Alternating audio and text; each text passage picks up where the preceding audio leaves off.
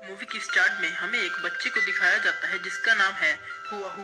हुआहू अपने फादर को martial art की क्लासेस लेते हुए देखता है। हुआ को मार्शल आर्ट बहुत ज्यादा पसंद है, पर इसके फादर इसे मार्शल आर्ट की ट्रेनिंग नहीं देते कि इसको अस्थमा की प्रॉब्लम है। हुआओ का एक दोस्त भी है जो कि इसका होमवर्क कर देता है, इसलिए हुआओ को ट्रेनिंग करने का टाइम मिल जाता है। हुआओ के फादर मार्शल आर्ट में सिटी के अंदर सेकंड नंबर पर आते हैं। देखते हैं कि हुआओ के फादर को किसी ने फाइट में चैलेंज किया होता है।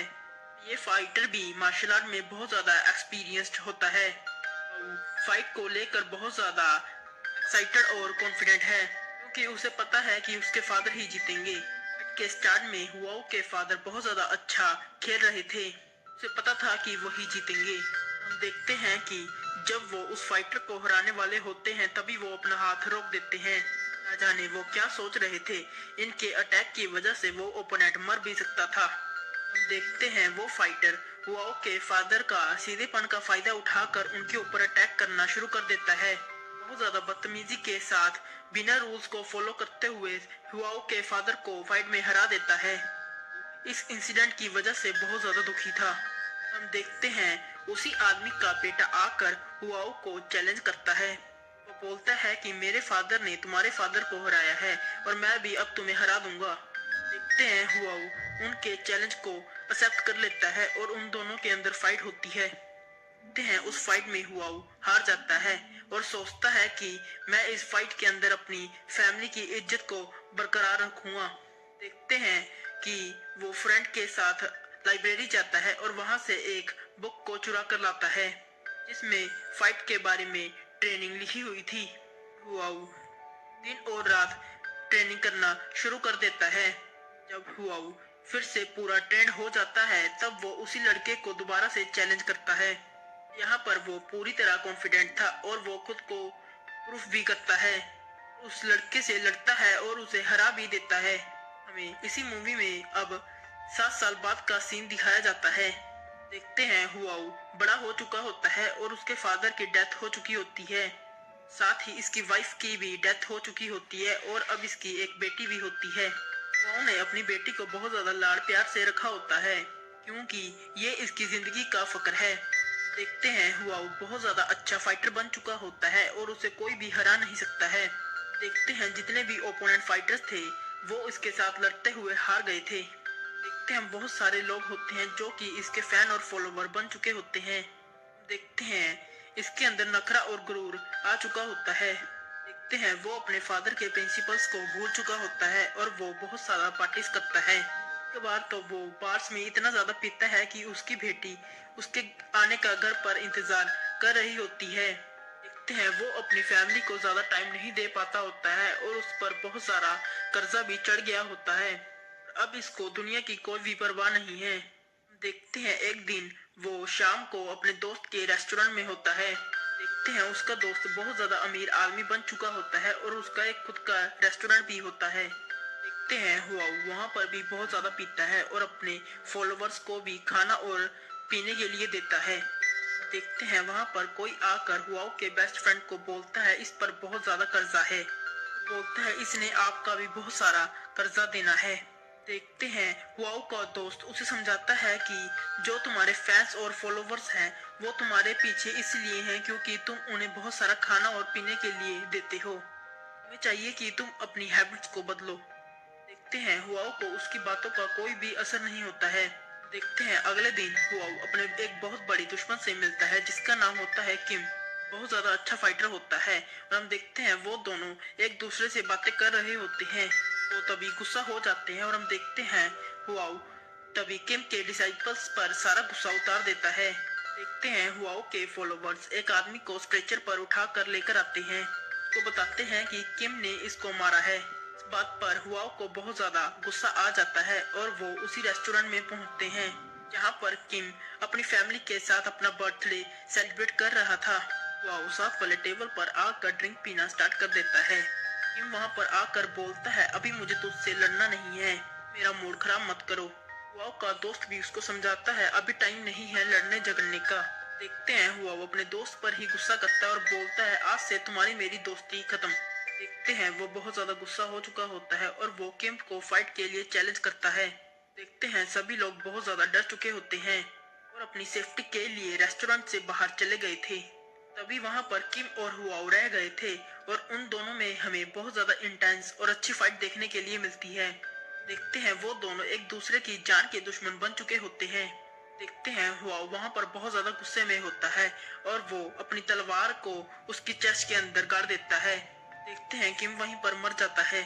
देखते हैं हुआओ जब घर आता है और देखता है उसकी मदर भी मर चुकी होती है। बेड पर देखता है उनकी डेड बॉडी पड़ी होती है और वो नहीं जानता था कि उनके साथ ऐसा कैसे हुआ।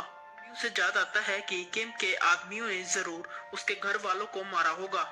ऐसा ही था, किम के फॉलोअर्स ने उसके घर पर आकर उसकी माँ को मार डाला था। देखते हैं तभी उसे उसकी बेटी याद आती है और वो उस रूम में जाकर देखता है। जैसे ही वो अपनी बेटी के रूम में जाता है उसे अपनी लाइफ का सबसे बड़ा सरप्राइज मिलता है, क्योंकि वो अपने बेड पर मर चुकी थी और उसके आसपास बहुत सारा खून था। उसके हाथ में एक पाउच था जो कि वो अपने फादर को देना चाहती थी। वो घर आएंगे। हुआओ के जिंदगी के सबसे ज्यादा अहम लोग उससे दूर जा चुके थे। यहाँ पर हुआओ के डिसाइपल्स आकर उसको बताते हैं, किम ने तुम्हारे आदमी को इसलिए मारा था क्योंकि उसने उसकी वाइफ के साथ बदतमीजी की थी। हुआओ तभी सोचता है कि किम ने तो उसने अपनी वाइफ की जान बचाने के लिए उसके आदमी को मारा था। उसने बिना सोचे समझे ही किम की जाकर जान ले ली। अपने ऊपर शर्मिंदगी थी और उसके पास जिंदा रहने के लिए कोई भी इच्छा नहीं थी। वो तभी एक शिप के अंदर बैठ जाता है कॉर्नर में। ये शिप उसे कहां पर भी लेकर जाएगी वो वहां पर चला जाएगा। उसके पास जिंदा रहने की कोई भी वजह नहीं थी। 6 महीनों तक तो वो गलियों में आवारा फिरता रहता है। एक दिन तो वो मरने की भी कोशिश करता है पर लोग उसे दरिया में बहते हुए बचा लेते हैं। वो लोग उसे अपनी ट्राइब में लेकर आते हैं और उसकी बहुत ज्यादा केयर करते हैं। जब उसे होश आता है तो वो बहुत ज्यादा डिप्रेशन में था, किसी से भी बात नहीं कर रहा था। तभी एक औरत जो कि अंधी है जिसका नाम मून है वो उसका ख्याल रखती है। वो उसके बारे में परेशान रहती है और उसे खाना खिलाती है। उसे यकीन होता है कि एक ना एक दिन ये इंसान बिल्कुल ठीक हो जाएगा। एक दिन जब यही लड़की मून हुआओ के बाल काट रही थी, उसे तभी एहसास होता है कि हुआओ को होश आ गया है। तभी वो उसे बाहर लेकर जाती है एक रिवर के पास और उसे साफ करती है। उसके बाद हुआओ उनकी कम्युनिटी का मेंबर बन चुका था। हुआओ उनके फार्म पर भी जाता है और वहां पर जाकर काम करता है। देखते हैं आहिस्ता आहिस्ता हुआओ और मून एक दूसरे को पसंद करने लगते हैं। देखते हैं एक दिन कबीले के बच्चे साथ वाले कबीले के गाय चुरा कर ले आते हैं।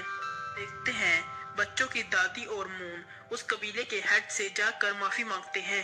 लेकिन उनका कहना था कि बच्चों को सजा जरूर दी जाएगी, जो भी गलती करेगा उसको भी सजा जरूर दी जाएगी। उनकी सजा बहुत ज्यादा सख्त होती है। देखते हैं हुआओ कबीले के सरदार के पास आकर बोलता है कि वो बच्चों की जगह सजा लेगा। देखते हैं उसकी सजा थोड़ी अलग होती है और बोलता है तुम्हें मेरे साथ लड़ना होगा। इसके बाद वो फाइट शुरू कर देते हैं। वाओ ये नहीं चाहता था कि से कोई भी हर्ट हो, इसलिए वो अपने आप को डिफेंड कर रहा था। इसलिए वो उस आदमी को नहीं मार रहा होता है। देखते हैं वो दादी उसको इनकरेज कर रही होती है। वो दादी की बात सुनकर उसके अटैक को रोकता है और हम देखते हैं वो उससे फाइट करता है और उस लीडर को हरा देता है। वो लीडर हुआओ की तारीफ भी करते हैं। हुआओ फील्ड में मून के साथ बैठा होता है। वहाँ पर वही बच्चे भी थे। वो बच्चे बोलते हैं तुम कितना अच्छा लड़ते हो। बच्चे बोलते हैं हमें भी मार्शल आर्ट की ट्रेनिंग दो। हुआओ उन्हें बोलता है कि मैं तुम्हें नहीं सिखाऊंगा, क्योंकि हुआओ को अच्छे से पता है कि बहुत ज्यादा पावर के साथ भी लोगों का नुकसान हो जाता है। वो चाहता था कि इस गांव में जैसे अब अमन है वैसे ही आगे भी रहे। देखते हैं एक दिन मून अपने पेरेंट्स की ग्रेव पर उन्हें मिलने जाती है, क्योंकि उनकी डेथ हो चुकी थी। हुआओ को भी यहाँ पर अपने पेरेंट्स की याद आती है। वो उससे मिलना चाहता था और उनकी कब्र पर जाना चाहता था। देखते हैं हुआओ वापिस अपने गांव जाने का सोचता है। वो मून को भी बताता है। वहाँ पर मून बहुत ज्यादा खुश थी, कहती है मैं तुम्हारा इंतजार करूंगी। हुआओ जब अपने गांव पहुंचता है, का गांव एक बहुत ज्यादा अलग जगह बन चुका था। वहां की डायनेस्टी गिर चुकी थी। वहां पर बहुत सारे चाइना की रेजिडेंट्स ने हमला किया था और यहाँ पर फॉरेन रेजिडेंट भी रहने लग गई थी। साथ साथ यहाँ का कल्चर भी चेंज हो चुका था। देखते हैं हुआओ अपने घर पर जाता है जहाँ पर इसका बचपन गुजरा था। वहाँ पर इनको इनकी फैमिली का सर्वेंट भी मिलता है। वो उनका वेलकम करता है। हुआओ अब अपने फादर की कब्र पर जाता है और वो उनसे माफी भी मांगता है। अब हुआओ को ये बात समझ में आ गई थी, जब उसके फादर की लड़ाई हुई थी तो उसके फादर वहाँ पर हारे क्यों थे, क्योंकि इसके फादर जानते थे कई कई कई बार पावर में लोग इसके दुश्मन भी बन जाते हैं, क्योंकि वो नहीं चाहते थे उनकी वजह से उनकी फैमिली को कोई नुकसान हो। हमें यहाँ पर एक रेसलर के बारे में भी पता चलता है जो कि लोगों को फाइट के लिए चैलेंज कर रहा होता है और वो बहुत ज्यादा ताकतवर रेसलर होता है। आज तक उसे कोई भी हरा नहीं पाया होता, जो कि ट्रॉफी को लेकर बिल्कुल कॉन्फिडेंट होता है। यहाँ पर हुआओ भी उस रेसलर के बारे में न्यूज पढ़ता है और वो उससे लड़ना चाहता होता है।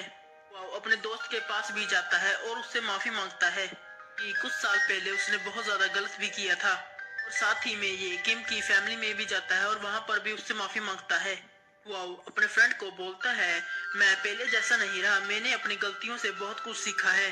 देखते हैं हुआओ के दोस्त को पता चलता है हुआओ को किस चीज के लिए पैसे चाहिए, और वो पता चलते ही हुआओ को पैसे दे देता है और तरह से हुआओ रेस क्लब में पहुंच जाता है। वहां पर हुआओ के सामने उसका ओपोनेंट फाइटर खड़ा था और उनमें लड़ाई शुरू होनी थी। जो हुआओ अपनी गलतियों से बहुत ज्यादा कुछ सीख चुका था और वो यहाँ पर जाकर बोलता है ये लड़ेगा। वो चाहता है कि यहाँ पर उसकी लड़ाई उसके ऑनर से हो, लड़ाई में वो एक दूसरे की बेइज्जती ना करें। आखिरकार इन दोनों में लड़ाई शुरू हो जाती है। स्टार्ट में देखते हैं कि हुआओ लड़ाई को जीत रहा था। देखते हैं हुआओ के हमले से वो दूसरा आदमी वहां पर गिरने वाला था और उसके नीचे कीली थी जिससे उसकी मौत भी हो सकती थी, इसलिए हुआओ उसकी जान बचाता है। हम देखते हैं हुआओ का ओपोनेंट एक अच्छा फाइटर था, इसलिए वो अपनी हार मान लेता है। हुआओ को बहुत ज्यादा ऑनर के साथ उसकी जीत की मुबारकबाद देता है। अब इस सिंगल फाइट की वजह से हुआओ की फेम दिन बर दिन बढ़ती जा रही थी। देखते हैं हुआओ अपने दोस्त को मिलता है और उसका दोस्त बोलता है उन्होंने एक एथलेटिक एसोसिएशन बनाई है, वहां पर वो चाइनीज स्टूडेंट्स को ट्रेनिंग देते हैं। तभी हम एक फॉरेन चैम्बर को देखते हैं जो कि हुआओ को बढ़ती फेम की वजह से वहां पर बैठे बात कर रहे होते हैं और बोलते हैं हुआओ की बढ़ती हुई फेम को उन्हें रोकना चाहिए। वो चाहते हैं कि वो उन पीपल के दौरान और भी ज्यादा मशहूर ना हो, और वो डरे हुए होते हैं कि हुआओ वहां कहीं फॉरेन प्लेयर्स को ना हरा दे, और वो फॉरेनर्स चाहते थे कि नेक्स्ट जो मैच हो उसमें हुआओ हारे, और उन्हें एक ऐसा ओपोनेंट फाइटर चाहिए था जो कि हुआओ को हरा सके। इसलिए वहां पर बैठा हुआ एक आदमी बोलता है इस बार हुआओ हारेगा। आदमी का नाम है मिस्टर मीता। हुआओ फाइट करने के लिए रेडी हो जाता है। मिस्टर मीटा कर उसको कन्विंस करता है। अभी वो अपने ओपोनेंट से मिलता है जिसके साथ उसकी लड़ाई होगी। देखते हैं वो एक अच्छा स्पोर्ट्समैन होता है, और तभी फाइट का दिन भी आ जाता है। देखते हैं हुआओ के सामने 3 फाइटर आते हैं, उनमें से पहले को वो हरा देता है। देखते हैं दूसरा फाइटर उसके सामने 2 मिनट से ज्यादा टिक नहीं पाता। देखते हैं इसके बाद इसका मेन ओपोनेंट उसके सामने आता है। इसके बारे में मैंने आप लोगों को पहले ही बता दिया, और वो बोलता है पहले 2 मैच अनफेयर रहे हैं, क्या हमें फिर से शुरू करना चाहिए।